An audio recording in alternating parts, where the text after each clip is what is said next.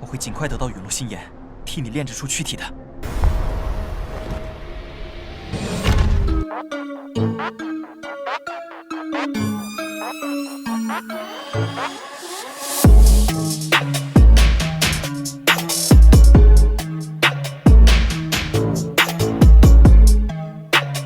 Halo guys, udah siap kancut dengan perjalanan Xiaoyan? Terima kasih buat kalian yang selalu stay di sini dan gak lupa juga terima kasih untuk kalian yang udah nyawer kopi buat Mimin. Kuilah, gak usah pakai banyak basa-basi lagi, kita kancutkan ceritanya. Cerita berkancut dengan Xiaoyan yang muncul di depan pandangan Protektor Wu dengan wajah yang penuh dengan keganasan. Ada beberapa bekas samar darah di sudut mulut Xiaoyan dan pakaiannya pun compang-camping. Sepintas ia tampak sedikit sengsara dan jelas hal itu dikarenakan badai api yang menyapu sebelumnya telah menyebabkan Xiaoyan menderita beberapa luka. Tak lama, Protektor Wu pun berkata jika Xiaoyan membunuhnya, maka aula jiwa pasti akan menyulitkan Xiaoyan untuk bertahan hidup di wilayah dataran tengah. Xiaoyan tentu jelas menyadari bahwa Hall of Soul bukanlah lembah sungai es. Mendengar hal itu, Xiaoyan hanya tersenyum sinis sebelum akhirnya mengeluarkan api tak terlihat yang seketika menyentuh tubuh Protektor Wu. Teriakan pun segera terdengar, kemudian Xiaoyan lanjut bertanya apakah itu sangat menyakitkan.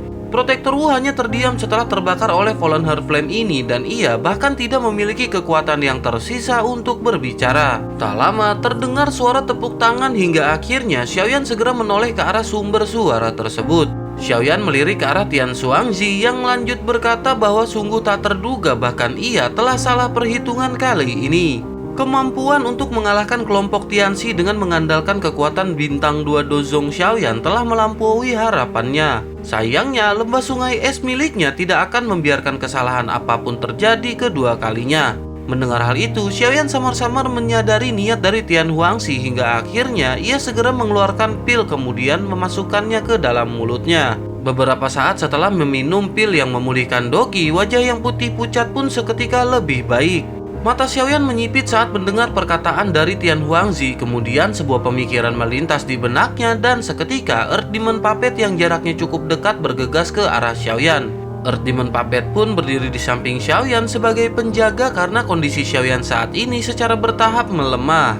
Di sisi lain, Tian Huozunji segera mengangkat matanya kemudian berkata agar Tian Xuangzi tidak perlu menggunakan kata-kata untuk menakut-nakuti generasi muda. Tian Xuangzi takkan mampu melakukan apapun hari ini. Setelah itu Tian Huozunji segera menoleh ke arah Xiaoyan kemudian memintanya untuk beristri jahat dan menyerahkan orang ini kepadanya. Xiaoyan pun sedikit mengangguk setelah mendengar perkataan Tian Huozunji, namun ketika ia hendak bergerak, tiba-tiba sebuah suara terdengar di langit. Semua orang segera menoleh ke arah sumber suara yang berkata apakah mereka benar-benar berpikir bahwa orang-orang dari Hall of Soul dapat ditangkap secara acak.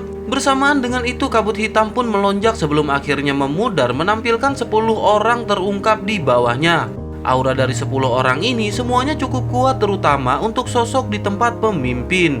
Ia adalah pria tua berjubah hitam berambut biru dan bahkan tidak sedikit energi yang merebes dari tubuhnya.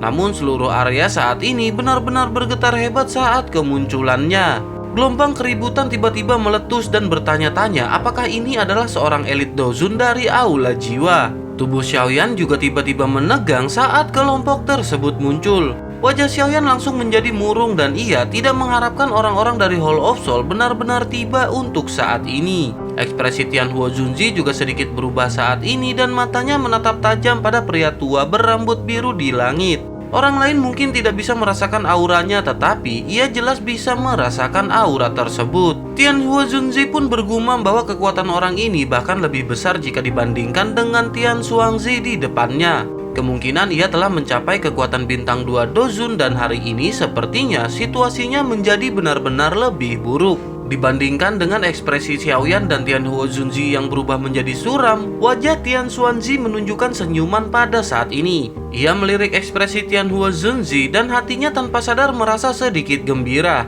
Ia pun segera menangkupkan tangannya ke arah pria tua berambut biru kemudian tertawa dan berkata bahwa ini sebenarnya adalah King Haizunzi. Tidak disangka bahwa masalah hari ini bahkan membuat orang hebat seperti dirinya khawatir. Pria tua yang dipanggil King Hai segera berkata bahwa sudah lama sekali sejak terakhir mereka bertemu dan menanyakan bagaimana kabar dari Tian Xuangzi. King Hai lanjut berkata bahwa ia baru saja menerima pesan penting dan dirinya secara kebetulan memimpin beberapa orang untuk melakukan suatu tugas. Saat ini ia menjadi penasaran setelah menerima pesan tersebut. Mendengar hal tersebut, Protektor Wu yang berada di genggaman tangan Xiaoyan pun segera meminta tetua King Hai yang terhormat untuk dengan cepat menangkap Xiaoyan. Ia adalah seseorang yang secara pribadi diperintahkan oleh kepala balai untuk ditangkap. Mata Xiaoyan pun seketika menjadi dingin dan api tak terlihat melonjak keluar kemudian melilit Protektor Wu. Setelah itu ia mengeluarkan botol giok dari cincin penyimpanannya dan memasukkan Protektor Wu ke dalamnya.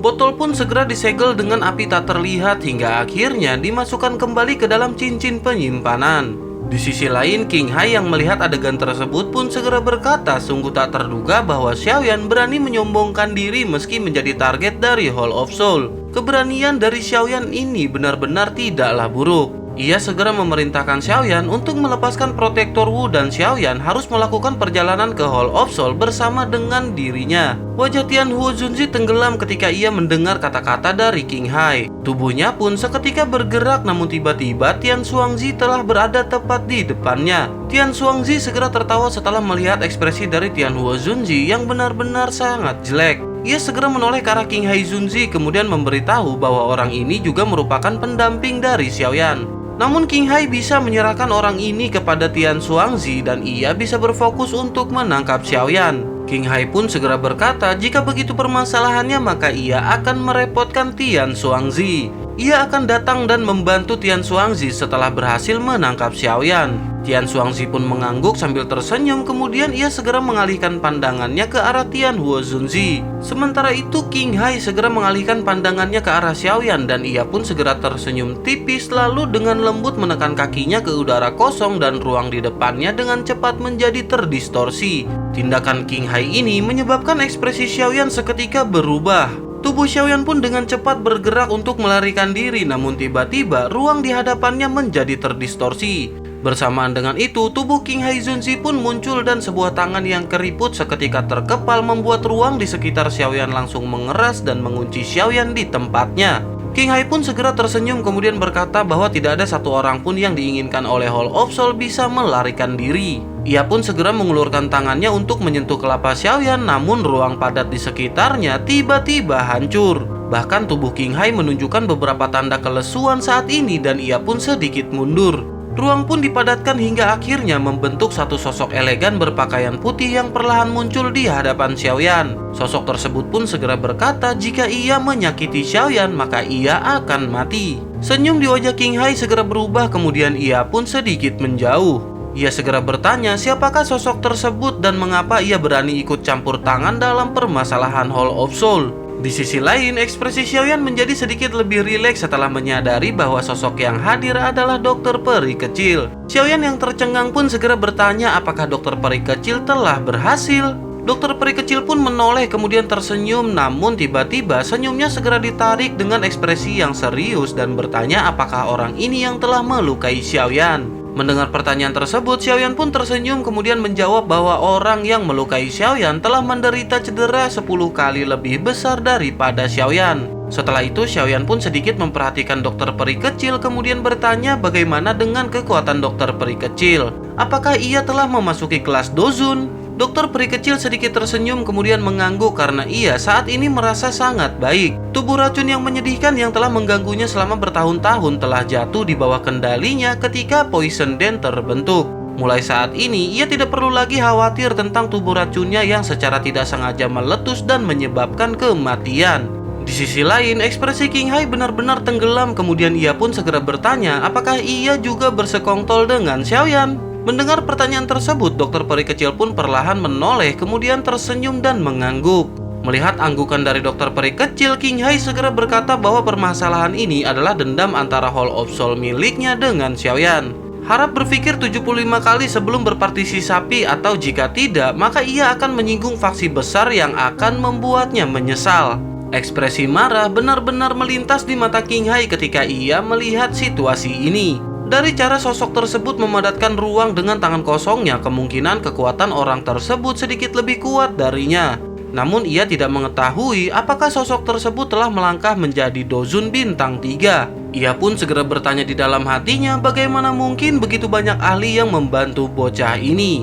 Dua elit Dozun yang bahkan Hall of Soul pun tidak dapat menganggap enteng permasalahan ini. Di sisi lain, dokter peri kecil segera berkata bahwa ia belum pernah mendengar nama Aula Jiwa. Jika pernah pun, hal itu bahkan tidak penting jika dibandingkan dengan sehelai rambut miliknya. Menanggapi perkataan dokter peri kecil, King Hai pun seketika berubah menjadi suram. Sebuah cahaya berwarna biru berkelap-kelip di tangannya yang keriput dan seperti cakar elang. Ia pun segera berkata, jika begitu permasalahannya maka biarkan diri yang mulia ini untuk menguji apakah dokter peri kecil memiliki kualifikasi untuk mengucapkan perkataan tersebut. Setelah itu, ia pun memerintah seseorang bernama Ganda untuk memimpin pasukan lainnya dan menangkap bocah sialan tersebut. Setelah mendengar perintah dari King Hai, 9 ahli lainnya dari Hall of Soul segera merespon secara serempak. Mereka pun perlahan menyebar dan mulai mengelilingi Xiaoyan saat mereka semua mendekat. Aura 9 orang ini semuanya cukup kuat. Meskipun tidak dapat dibandingkan dengan Tianxi, pemimpin yang disebut dengan sebutan Ganda memiliki kekuatan bintang 7 Dozong. Meskipun yang lainnya sedikit lemah, tetapi mereka juga eksistensi yang tidak bisa diremehkan oleh Xiaoyan.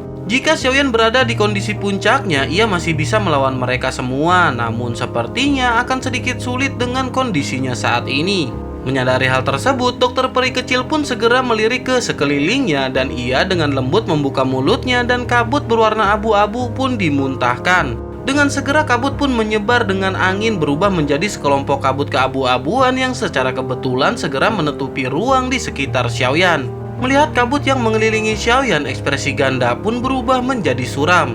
Ia pun segera melihat ke sekelilingnya kemudian memerintahkan salah seorang dari pasukannya untuk maju. Si pria pun terpaksa maju, kemudian kabut pun seketika melesat ketika mereka melakukan kontak dan si pria pun terpaksa mundur. Ia pun segera duduk di langit kemudian mengalirkan doki untuk mengeluarkan racun di dalam tubuhnya. Setelah melihat adegan ini, ekspresi dari kelompok Ganda pun seketika berubah. Sebuah teror jelas melintas di mata mereka ketika melihat kabut abu-abu tersebut. Melihat kondisi Xiaoyan yang saat ini telah dalam keadaan aman, dokter peri kecil pun segera menoleh ke arah King Hai. Ia pun tersenyum kemudian berkata bahwa ia berpikir untuk menguji seberapa kuat kekuatan dari seorang elit Dozun yang sebenarnya. Oleh karena itu, hari ini dokter peri kecil akan menguji kekuatannya dengan King Hai yang menjadi korban. Dokter peri kecil pun dengan lembut mengepalkan tangannya dan aura berwarna keabu-abuan melekat di jari-jarinya yang panjang dan membuat ruang di sekitarnya membentuk sedikit riak. Ekspresi King Hai menegang ketika ia melihat hal tersebut dan segera keganasan melintas di matanya. Tubuhnya seketika bergerak dan ruang terdistorsi ketika ia memimpin untuk menyerang ke arah dokter peri kecil. Tangannya yang keriput seperti cakar elang segera melesat membawa riak spasial yang meraih leher panjang dari dokter peri kecil. Dokter peri kecil pun dengan anggun menggeser kakinya dan dengan mudah menghindari serangan tajam dari King Hai. Doki abu-abu yang menempel di tangannya tiba-tiba membengkak. Setelah itu, jari-jari dari dokter peri kecil menekan langit yang kosong dan menekankannya ke arah tubuh King Hai. Dengan segera doki keabu-abuan pun melesat ke arah King Hai secepat kilat. Ekspresi King Hai sedikit berubah ketika ia menghadapi doki abu-abu dari tangan dokter peri kecil. Ia bisa dengan jelas merasakan bahaya ketika doki abu-abu itu bergegas mendekatinya. Ledakan pun segera terjadi dengan sebuah cahaya berwarna biru yang melonjak dari kepalan tangan King Hai yang bertabrakan dengan tangan dokter peri kecil. Saat keduanya baru saja bertabrakan, dengan segera garis spasial hitam gelap pun dibuka di langit. Tubuh cantik dokter peri kecil bergetar sementara King Hai mundur 2 hingga 3 langkah sebelum akhirnya menstabilkan tubuhnya.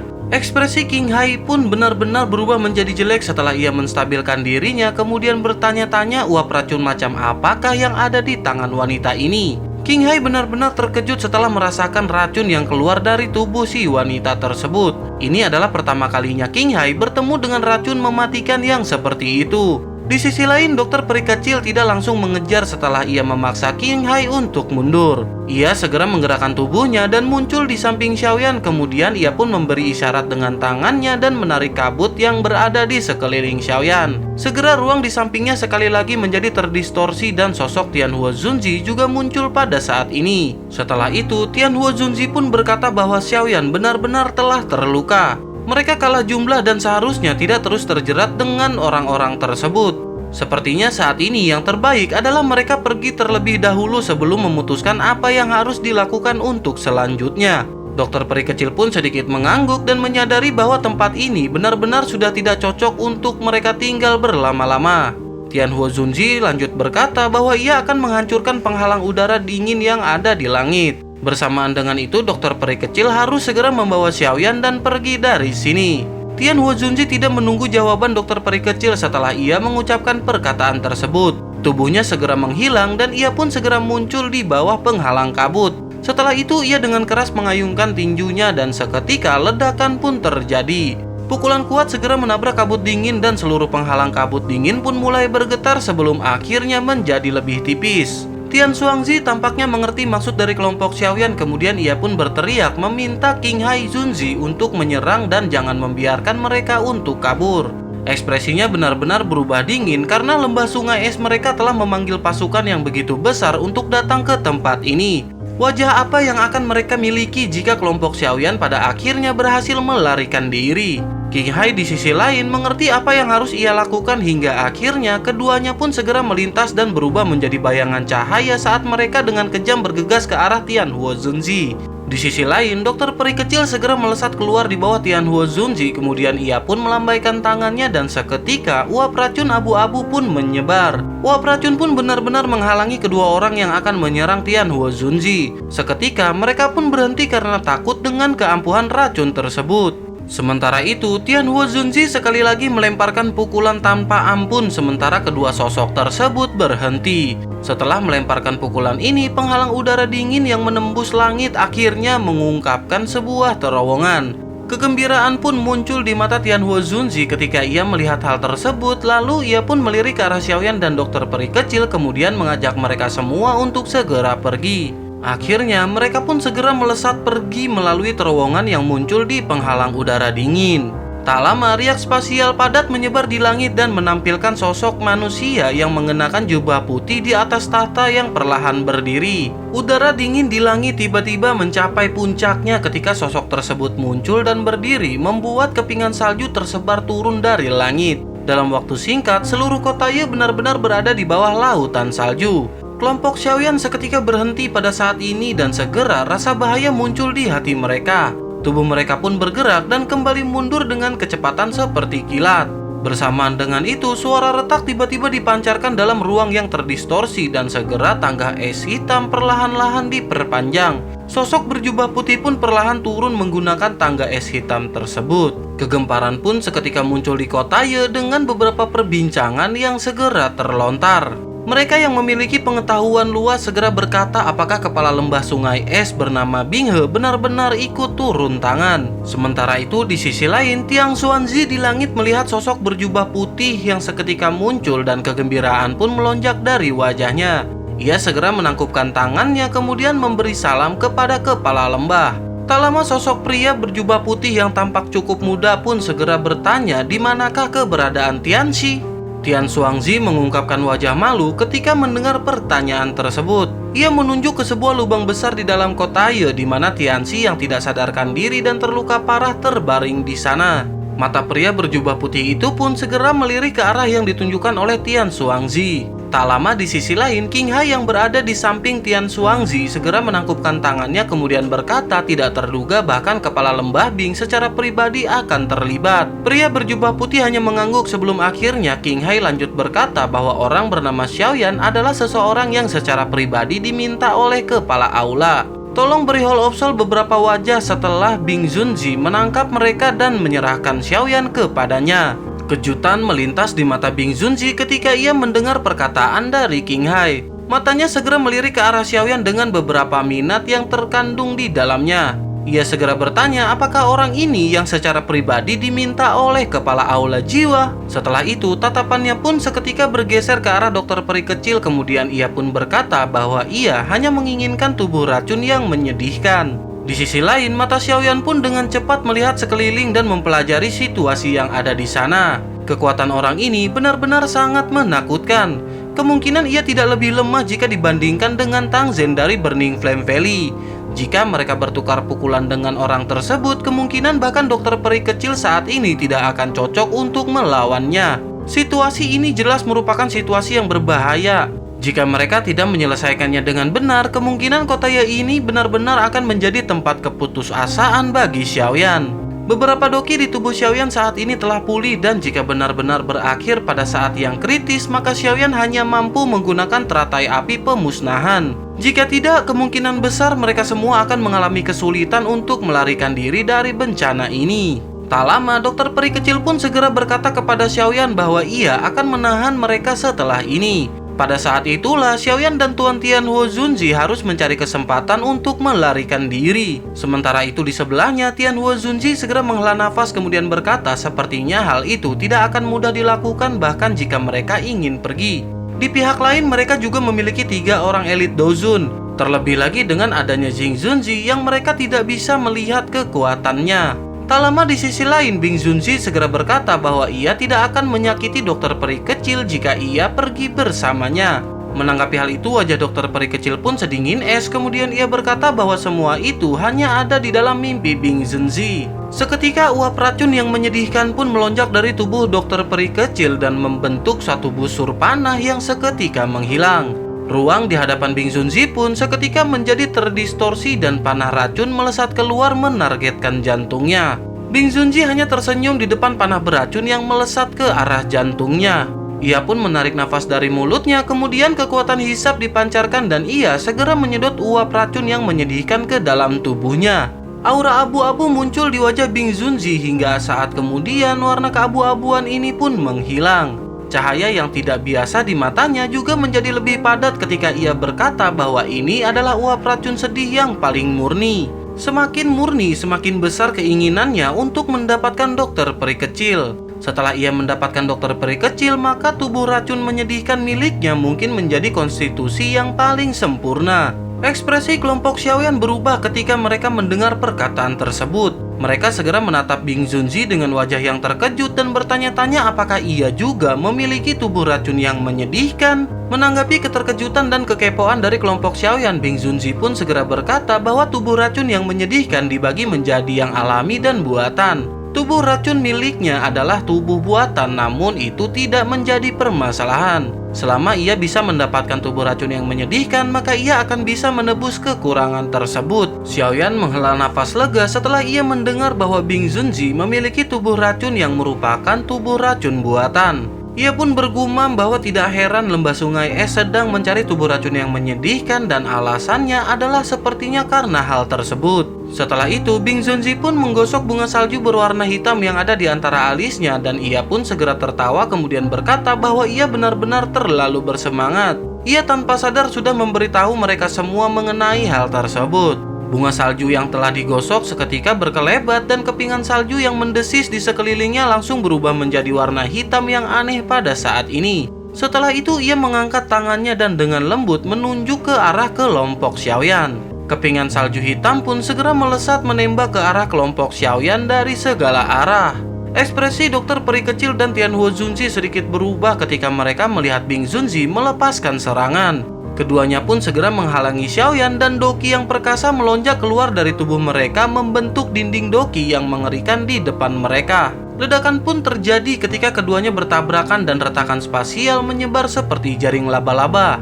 Pertukaran sengit ini menyebabkan tubuh dokter peri kecil dan Tianhuo Zunzi seketika gemetar.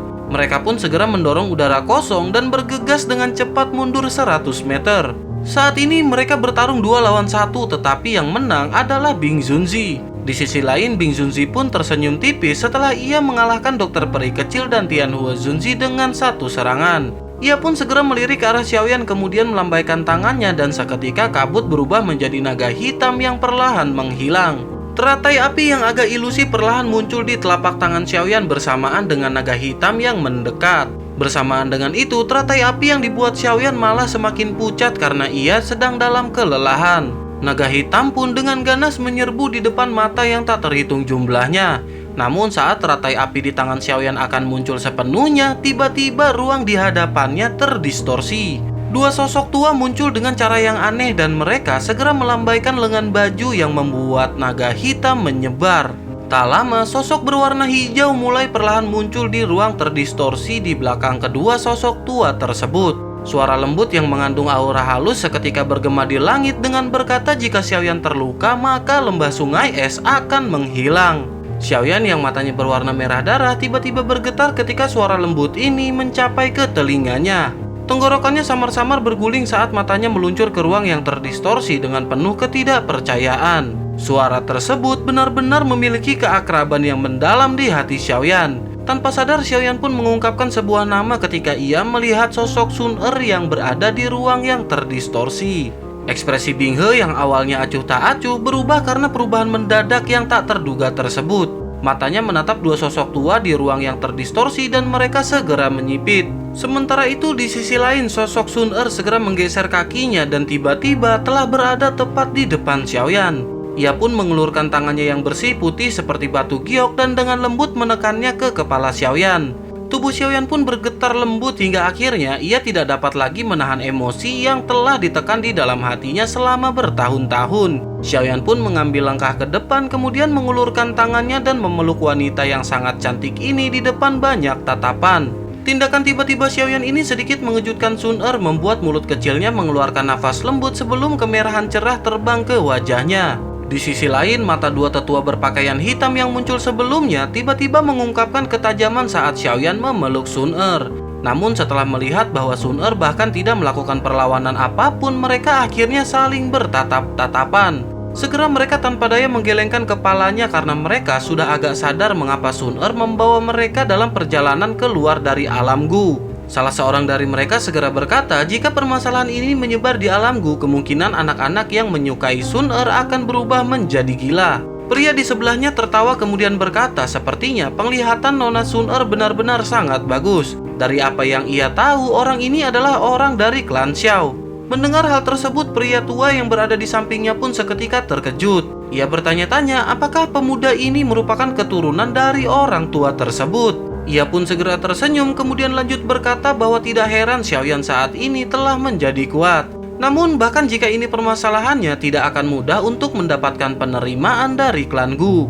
Bagaimanapun ia hanyalah merupakan keturunan dari orang tua tersebut. Terlebih lagi, nona muda adalah seseorang dari klan Gu yang nyaris keturunannya telah dirawat dan sempurna selama hampir 1000 tahun. Sementara itu, di sisi lain, Tianhuo Zunzi dan dokter peri kecil di belakang Xiaoyan dikejutkan oleh adegan ini. Tianhuo Zunzi masih baik-baik saja dan hanya terkejut bahwa Xiaoyan berkenalan dengan orang yang begitu kuat. Kekuatan dari dua pria tua berpakaian hitam itu adalah sesuatu yang bahkan tidak bisa ia lihat. Sementara itu mata dokter peri kecil benar-benar tercengang saat ia mengamati punggung Xiaoyan. Setelah itu ia melirik orang yang ada di pelukan Xiaoyan. Sedikit keredupan seketika melintas di mata dokter peri kecil yang cantik tanpa terdeteksi.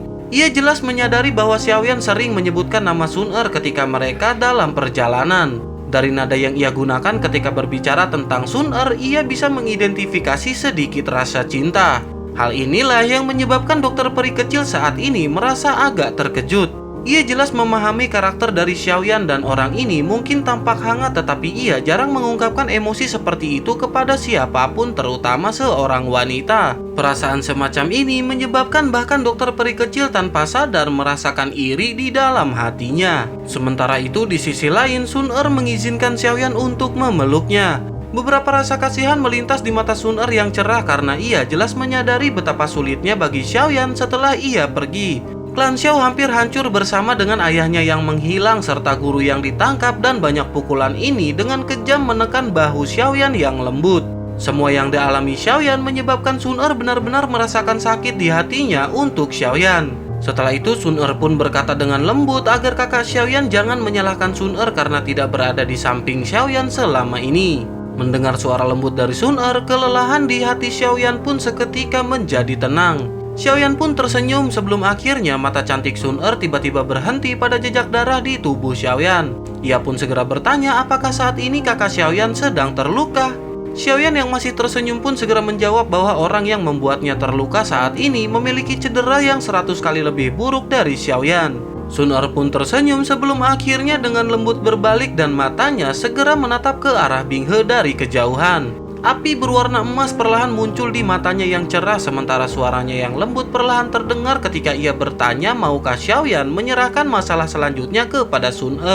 Xiaoyan terkejut setelah mendengar kata-kata dari Sun namun ia tidak dapat berbuat apapun hingga akhirnya Xiaoyan pun mengangguk. Sementara itu di sisi lain Bing He mengerutkan keningnya kemudian perlahan bertanya siapakah sosok wanita tersebut. Ini adalah masalah lembah sungai es miliknya dan meminta sosok wanita untuk tidak ikut campur. Menanggapi hal itu, Sun pun segera tersenyum kemudian berkata bahwa lembah sungai es benar-benar sangat sombong. Ekspresi Bing He pun seketika berubah kemudian ia berkata bahwa diri yang mulia ini hanya menginginkan wanita racun yang menyedihkan. Oleh karena itu secara alami ia tidak akan melepaskan nona racun yang menyedihkan tersebut. Menanggapi hal itu Sun pun segera mengangkat matanya kemudian berkata bahwa Bing He tidak akan dapat membawa siapapun pergi dari kelompok Xiaoyan. Sebaiknya mereka meninggalkan kota ini dalam 1 menit dan Sun akan mengizinkan mereka pergi.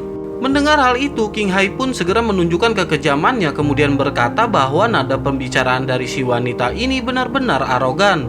Ia sangat jarang menemukan orang di dataran tengah yang berani mengatakan kata-kata seperti itu kepada Hall of Soul. Menanggapi hal itu, Sun pun hanya menggelengkan kepalanya kemudian berkata bahwa masih ada 30 detik lagi. Ekspresi Bing He dan King Hai benar-benar tenggelam hingga sesaat kemudian Bing He pun akhirnya tidak bisa menahan diri saat ia tertawa dingin. Jika ia kembali dan pergi dalam keadaan seperti ini, maka lembah sungai es akan benar-benar kehilangan banyak wajah. Seketika, kabut hitam pun melonjak dari tubuhnya dan bersiap untuk menyerang ke arah Sun. Di sisi lain, ekspresi Sun pun masih tetap datar hingga akhirnya ia pun menoleh dan memanggil kedua tetua. Tak lama, kedua tetua berpakaian hitam pun buru-buru membungkuk kemudian berkata bahwa nona muda dapat yakin dan menyerahkan semuanya kepada mereka. Setelah perkataan tersebut terlontar, seorang pria berambut putih berpakaian hitam segera melirik arah Bing He dan tiba-tiba sosoknya pun menghilang dan berada tepat di hadapan Bing He. Doki berwarna kuning tua menutupi tubuh pria tersebut kemudian berubah menjadi naga tanah yang tampak ganas. Akhirnya naga tersebut pun dengan cepat melesat mengguncang udara dan menerkam ke arah Bing He. Sementara itu di sisi lain, pria tua berjubah hitam satunya segera melangkah ke arah King Hai dan Tian Xuangzi. Menyadari hal tersebut, King Hai pun segera meminta Tian Xuangzi untuk menggabungkan kekuatannya menghadapi sosok pria tua tersebut. Setelah itu, Tian Xuangzi memerintahkan ganda untuk segera menyerang dan membunuh Xiaoyan. Mereka pun segera mengangguk hingga akhirnya melesat ke arah Xiaoyan dan pertempuran besar pun sekali lagi terjadi.